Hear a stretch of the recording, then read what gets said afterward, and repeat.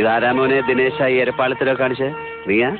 ഞാൻ പറഞ്ഞിട്ടാ അവന്മാരിത് ചെയ്തു. ഏത് നായിന്റെ മോൻ പറഞ്ഞിട്ട് ചെയ്തതായാലും വേണ്ടില്ല, ഈ സാധനമൊക്കെ കെട്ടിപ്പൊതിഞ്ഞ് പൂവള്ളിയില് എന്റെ തറവാടാ, അത് അവിടെ എത്തിക്കണം.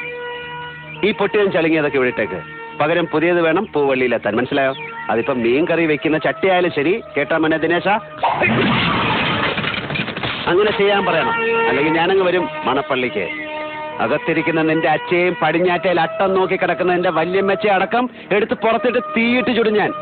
നീ ആരെ ഈ വീട്ടിൽ നിറക്കി വിട്ടെന്നറിയോ? എന്റെ പെങ്ങളെ, ഇന്ദു ചൂടന്റെ അനിയത്തിയെ.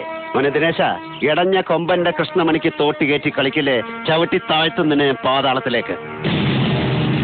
അയാളോ പോലീസ് ഡിപ്പാർട്ട്മെന്റിലെ നാറുന്ന നാണക്കേടായ അന്തസ്സുള്ള മുഴുവൻ പോലീസുകാരുടെയും ആത്മാഭിമാനത്തിലെ തേച്ചാലും മാച്ചാലും മായാത്ത വൃത്തികെട്ട കറയാത്താൻ അദ്ദേഹത്തെ അയാളെന്ന് വിളിക്കരുത്. വിളിച്ചാൽ നാവിൽ ഞാൻ പച്ചരിമ്പി പണിത മോതിരവിടും. ഒരു കൊലക്കേസ് പ്രതിക്ക് കൊടുക്കേണ്ട മാന്യത എന്താണെന്ന് എനിക്കറിയാം. ഞാൻ ഈ ചെരുപ്പുടക്കിട്ട് കാലം കുറെ ആയിടും. അതേടോ ചെറുപ്പ ഇത്രയും കാലം താൻ ചെയ്തത്.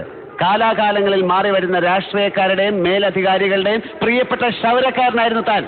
ഇപ്പൊ ഈ തറ വേല കാണിച്ചത് മണപ്പള്ളി സുധീരനും അവന്റെ ചേട്ടനും സുഖം കിട്ടാനും ആണെന്നും അറിയാം.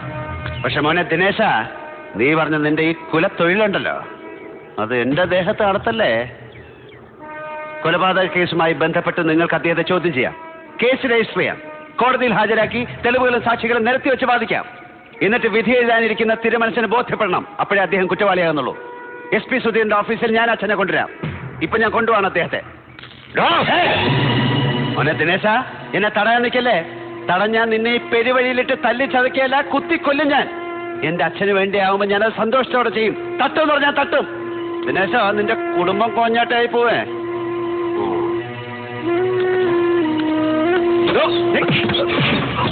പോലീസുകാരാ, ഞാൻ ഈയിടെ എന്റെ ജാതകം ഒന്ന് പരിശോധിപ്പിച്ചു. അതിൽ എഴുതിയിട്ടുണ്ട് പോലീസുകാരെ കൊല്ലാനുള്ള യോഗം ഉണ്ടെന്ന്.